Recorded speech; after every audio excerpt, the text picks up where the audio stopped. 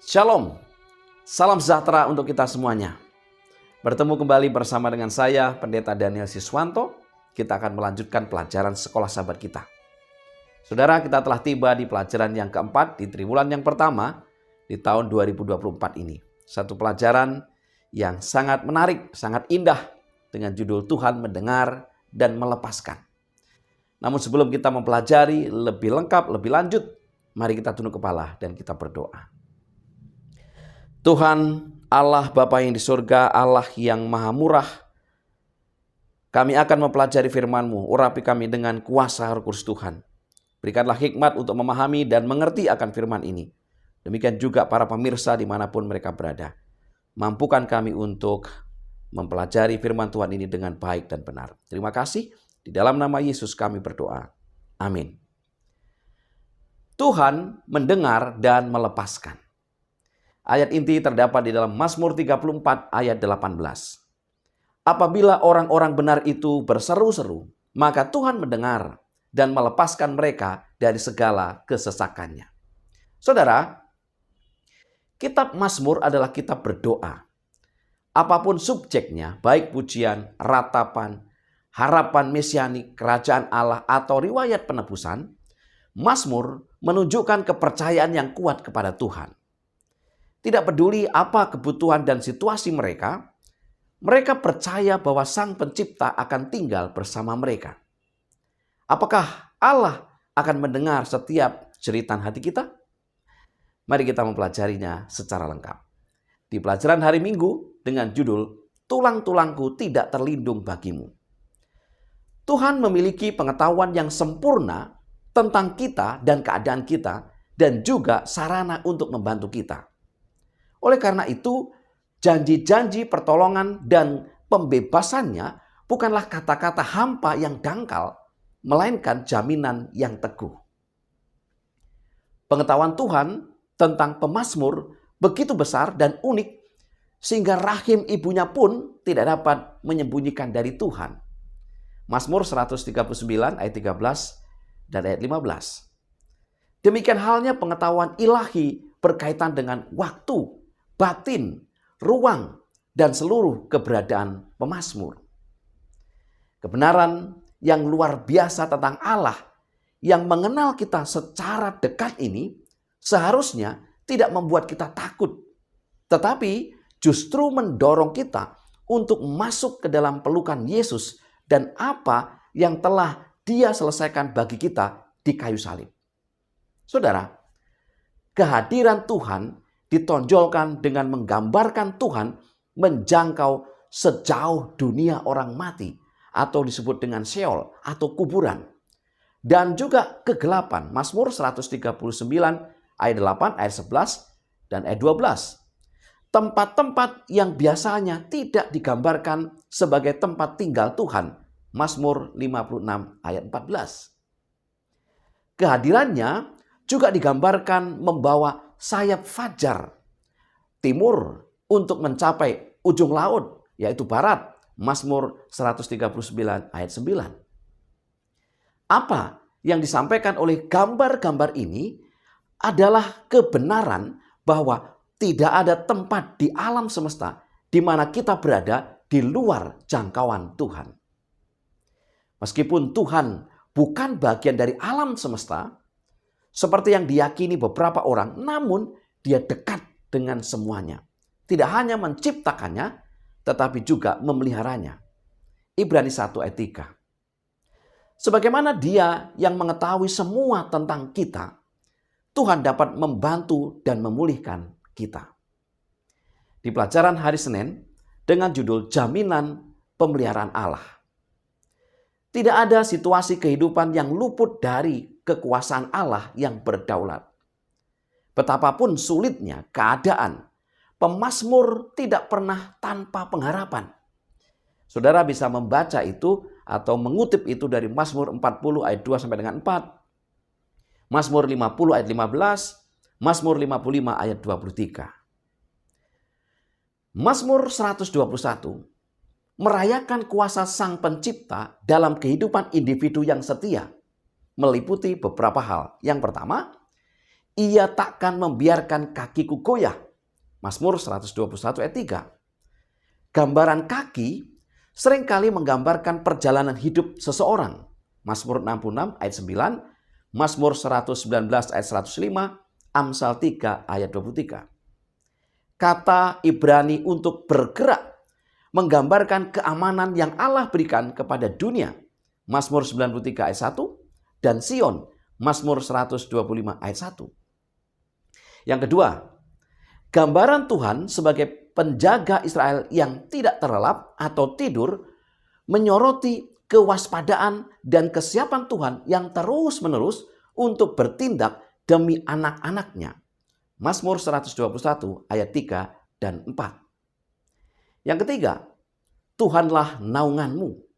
Mazmur 121 ayat 5 dan 6. Mengingatkan tiang awan pada masa keluaran. Keluaran 13 ayat 21 dan 22.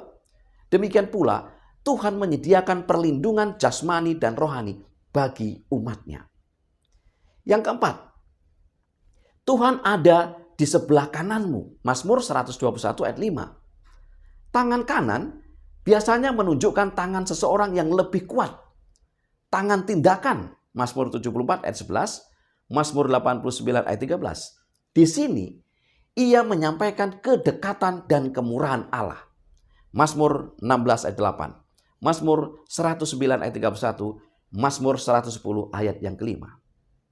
Yang kelima, perlindungan Allah atas umatnya dengan jelas ditegaskan dalam Mazmur 121 ayat 6 sampai dengan 8. Allah akan melindungi anak-anaknya dari segala kejahatan. Baik matahari maupun bulan tidak akan menyerang mereka. Allah akan memelihara keluar dan masuk mereka. Saudara, ungkapan-ungkapan puitis ini menggarisbawahi pemeliharaan Tuhan yang menyeluruh dan tak henti-hentinya. Jika pemazmur percaya pada pemeliharaan kasih Allah, maka tentu saja kita harus melakukan hal yang sama. Di pelajaran hari Selasa dengan judul Tuhan adalah tempat perlindungan dalam kesengsaraan. Kepercayaan adalah pilihan yang disengaja untuk mengakui ketuhanan Tuhan atas hidup seseorang dalam segala keadaan. Jika kepercayaan tidak berhasil dalam kesulitan, maka kepercayaan tidak akan berhasil dimanapun. Pertanyaannya adalah, bagaimana pemazmur mengekspresikan imannya kepada Tuhan? Yang pertama, dia memberi kesaksian bahwa Tuhan itu maha tinggi dan maha kuasa. Mazmur 91 ayat 1. Orang yang duduk dalam lindungan yang maha tinggi dan bermalam dalam naungan yang maha kuasa. Pemazmur menyebut Tuhan yang maha tinggi dan maha kuasa. Mazmur 91 ayat 1. Karena mengingat kebesaran Tuhannya yang luar biasa. Yang kedua, pemazmur menceritakan tentang keamanan yang dapat ditemukan seseorang di dalam Allah. Mazmur 91 ayat 2. Tempat perlindunganku dan kubu pertahananku, Allahku yang kupercayai. Lindungan atau perlindungan atau tempat persembunyian. Naungan, Mazmur 91 ayat 1. Perlindungan, kubu pertahanan, Mazmur 91 ayat 2. Sayap atau perisai atau pagar tembok, Mazmur 91 ayat 4. Dan tempat perteduhan, Mazmur 91 ayat 9. Gambaran ini mewakili tempat berlindung yang aman dalam budaya pemazmur. Saudara-saudara yang dikasihi Tuhan, salah satu metafora yang paling intim adalah yang mengacu pada dalam naungan sayapnya. Mazmur 17 ayat 8, Mazmur 57 ayat 2, Mazmur 63 ayat 8. Metafora ini memunculkan kenyamanan dan jaminan dengan menyiratkan perlindungan induk burung. Tuhan dibandingkan dengan elang yang menjaga anaknya dengan sayapnya. Keluaran 19 ayat 4, Ulangan 32 ayat 11, dan dengan induk ayam yang mengumpulkan anak-anaknya di bawah sayapnya. Matius 23 ayat 37. Mazmur 17 ayat 8, firman Tuhan berkata, Peliharalah aku seperti biji mata, sembunyikanlah aku dalam naungan sayapmu. Di pelajaran hari Rabu dengan judul Pembela dan Pembebas. Di dalam perjanjian lama ataupun perjanjian baru, kisah pembebasan Israel dari Mesir dipandang sebagai lambang kuasa Allah untuk menyelamatkan umatnya.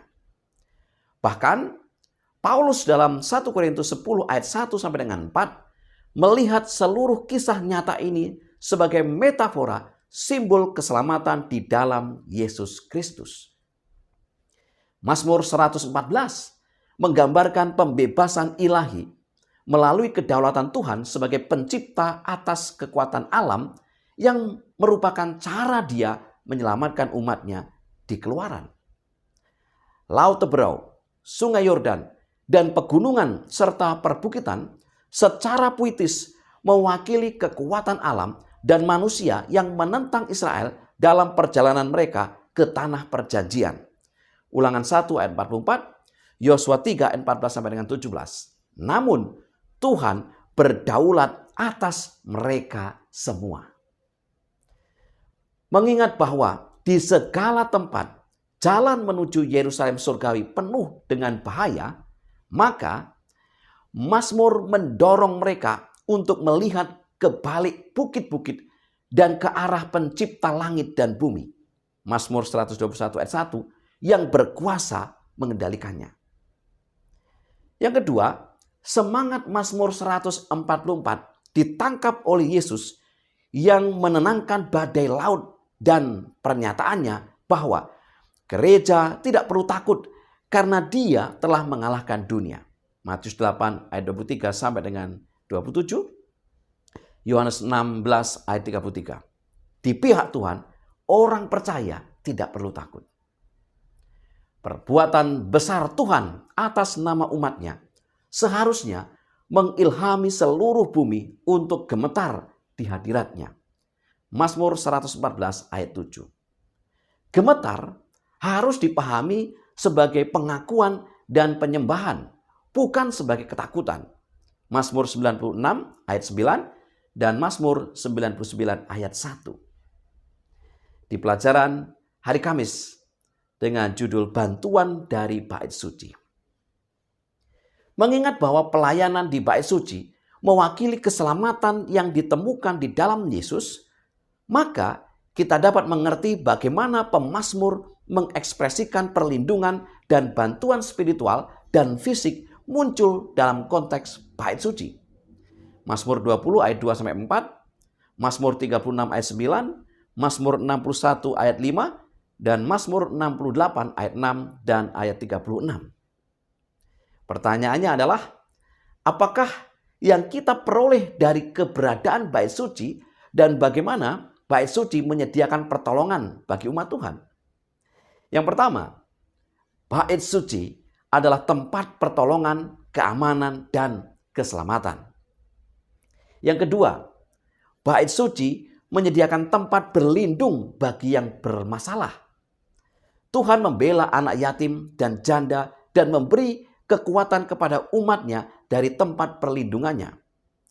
Ketika dari Sion, puncak keindahan, Allah tampil bersinar. Mazmur 50 ayat 2, penghakiman Allah yang benar diberitakan dan berkat Tuhan mengalir keluar. Mazmur 84 ayat 5, Mazmur 128 ayat 5, dan Mazmur 134 ayat 3. Yang ketiga, perlindungan di Bait Suci melampaui keamanan yang diberikan oleh tempat lain manapun di dunia, karena di Bait Suci Allah bersemayam secara pribadi. Yang keempat, hadirat Tuhan sebagai bangunan yang kokoh memberikan keamanan. Demikian pula sebagai gunung tempat tinggal Tuhan, Gunung Sion melampaui gunung-gunung lain, meskipun gunung itu sendiri merupakan gunung yang sederhana. Mazmur 68 ayat 16, ayat 17, Yesaya 2 ayat yang kedua. Saudara, kekudusan Bait Suci Allah mendorong pemazmur untuk mengakui bahwa semua orang berdosa sama sekali tidak layak menerima perkenanan Allah. Dan ia mengklaim bahwa pembebasan hanya didasarkan pada kesetiaan dan kasih karunia Allah saja. Mazmur 143 ayat 2, ayat 9 sampai dengan ayat yang ke-12. Ibrani 4 ayat 15 sampai dengan 16, firman Tuhan berkata, sebab imam besar yang kita punya bukanlah imam besar yang tidak dapat turut merasakan kelemahan-kelemahan kita. Sebaliknya sama dengan kita, ia telah dicobai, hanya tidak berbuat dosa. Sebab itu, marilah kita dengan penuh keberanian menghampiri tahta kasih karunia, supaya kita menerima rahmat dan menemukan kasih karunia untuk mendapat pertolongan kita pada waktunya. Saudara-saudara yang dikasihi Tuhan, sebagai kesimpulan pelajaran sekolah sahabat kita, yang pertama, tidak ada tempat di alam semesta di mana kita berada di luar jangkauan Tuhan. Yang kedua, pemeliharaan Tuhan yang menyeluruh dan tak henti-hentinya akan diberikan kepada mereka yang datang kepadanya. Yang ketiga, Tuhan memelihara umatnya seperti biji matanya dan melindungi mereka dalam naungan sayapnya. Yang keempat, perbuatan besar Tuhan atas umatnya seharusnya mengilhami seluruh bumi untuk datang menyembah kepadanya. Dan yang kelima, Bait Suci adalah tempat pertolongan, keamanan, dan keselamatan. Itulah pelajaran sekolah sahabat yang bisa saya bagikan pada pekan ini. Semoga menjadi berkat bagi kita semuanya. Mari kita tunduk kepala dan berdoa. Tuhan Allah yang penuh kasih, kembali kami memohon agar kuasa Roh Kudus Tuhan Engkau curahkan untuk masing-masing kami. Sehingga dengan Roh Kudus Tuhan, firman ini Engkau meteraikan, Engkau terangkan, kami boleh memahami, mengerti, dan kami boleh semakin beriman dengan sungguh-sungguh kepada Tuhan. Berkati seluruh umat-umat Tuhan, dimanapun mereka berada. Terima kasih ya Tuhan, di dalam nama Yesus kami berdoa. Amin.